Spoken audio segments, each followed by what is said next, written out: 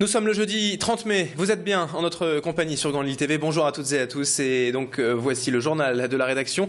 Il est 7h30, un nouveau quart d'heure d'actualité dans la métropole lilloise avec le journal, mais aussi la météo et l'info trafic, juste après le flash.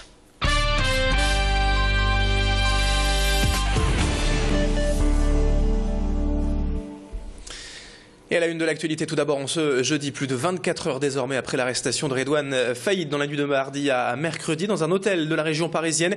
On s'intéresse à présent aux suites de cette affaire après le retour du braqueur à Lille hier après-midi.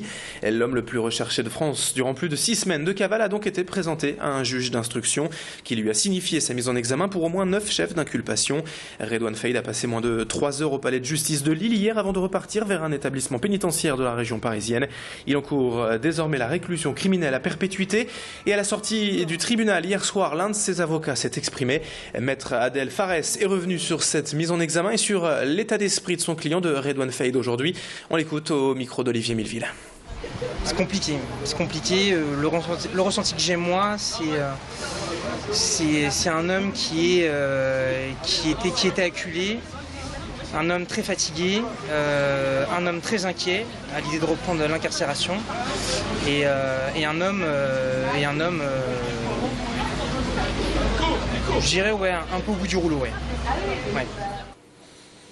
Autre image forte de l'actualité hier dans la métropole lilloise, celle de la marche silencieuse organisée hier donc à Wattrelos en hommage à Ludovic, Yassine, Mounir et Azedine, les 4 garçons d'une vingtaine d'années morts le week-end dernier dans l'incendie d'une usine. Près de 2000 personnes se sont rassemblées pour un parcours autour de cette ancienne filature, une friche industrielle comme il en existe des dizaines dans l'agglomération.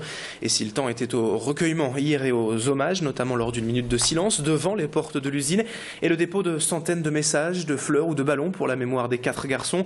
Certains ont tout de même tenu à exprimer leur colère également quant au manque de sécurité autour de ce type de friche industrielle. Un sentiment exprimé par l'un des proches d'une victime hier au micro de Tanguy Lécluse. Il n'y a eu aucun soutien psychologique, il n'y a eu aucun... Il y a eu aucun soutien vis-à-vis du maire et des élus. Et ça, ouais, c'est regrettable.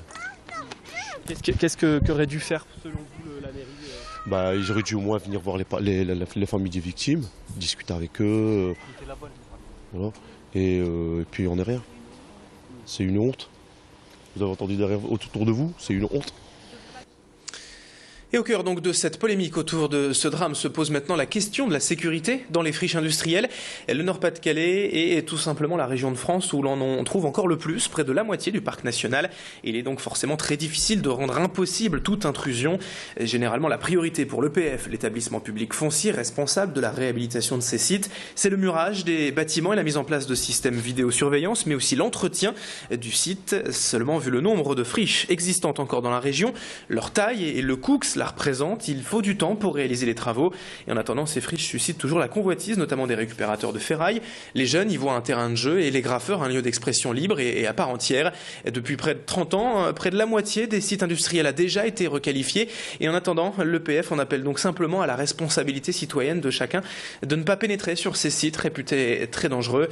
Explication avec Marc Kaczynski, directeur général de l'EPF, hier au micro de Macha Grunessen. Est-ce que c'est l'échelle du perroquet, c'est-à-dire plus moi je monte la hauteur des clôtures et plus les petits gars ils vont se dire « Ah bah le défi maintenant c'est 5 mètres, c'est 7 mètres, c'est... » Voilà. Je crois que là on est dans quelque chose qui devient complètement illogique, complètement irrationnel. Donc je pense que ça repasse par une forme d'éducation. Il faut se redire, attendez, on n'est pas dans une société virtuelle, on est dans une société où il y a des risques, où il faut les gérer. Moi, je les assume ces risques-là, en tant que propriétaire, en tant que recycleur de foncier, etc. Pour arriver, non pas à des risques zéro, parce que c'est jamais possible, mais à des risques acceptables avec les usages qu'on veut en avoir. Allez, le reste de l'actualité et le reste de cette édition à présent, et vous en avez sûrement déjà subi les conséquences en passant par le centre-ville en voiture ces derniers jours. La ville de Lille vient d'attaquer un grand chantier de rénovation de ses boulevards et c'est parti pour durer. Au moins 7 mois de travaux sont attendus. Les axes Montebello, Vauban, Liberté, Jean-Baptiste Lebas et la rue Solferino sont concernés, soit quelques-unes des voies principales du centre de Lille. Et l'objectif, c'est simplement de les rendre plus esthétiques, plus accessibles, notamment pour les handicapés. Les travaux n'occupent n'occuperont qu'un quart des voiries à la fois. La circulation sera donc toujours maintenue, sauf au mois d'août où quelques coupures pourraient quand même être mises en place. Coût total des opérations, 3,5 millions d'euros, intégralement supporté par la communauté urbaine. Enfin, un peu de sport pour terminer avec le tennis et Roland Garros. Bien sûr, cette semaine, le jeune nordiste Lucas Pouille, 19 ans, joue ce midi à partir de 11h son deuxième tour face au Bulgare Dimitrov, un adversaire de haut niveau, tête de série classé 26e. Et le match est programmé sur un grand court, le Suzanne Lenglen. Un grand jour donc pour le jeune homme originaire de Lone Plage, mais un sacré défi tout de même aujourd'hui face à Grégor Dimitrov. Lucas Pouille a néanmoins surpris pas mal de monde lors de son premier tour, gagné en 3-7 et en apportant beaucoup de fraîcheur au tournoi. L'exploit est donc peut-être possible. Nous avons joint hier son entraîneur Emmanuel Plan qui nous présente le joueur, ses qualités, joint hier donc par téléphone par Marion Villette. C'est un peu l'anti-joueur de foot, quoi. Ça veut dire quoi j'ai rien contre le joueur de foot, mais il a beaucoup d'humilité, beaucoup de modestie, beaucoup de détermination. Il a le goût de l'effort, il a la volonté de se dépasser, il est vraiment imperméable à la frustration. Donc quand tout va mal, il est capable de rester très concerné par le match. Il est vraiment très très combatif. Donc pour moi, la première des choses, c'est un état d'esprit remarquable. Et rendez-vous donc à 11h, à partir de 11h tout à l'heure sur les cours de Roland-Garros pour suivre le deuxième tour du match du nordiste Lucas Pouille. On en reparlera. 7h36 ce matin sur Grand Lille TV. Très belle matinée à toutes et à tous. Dans un instant, la météo et l'infotrafic. À tout de suite.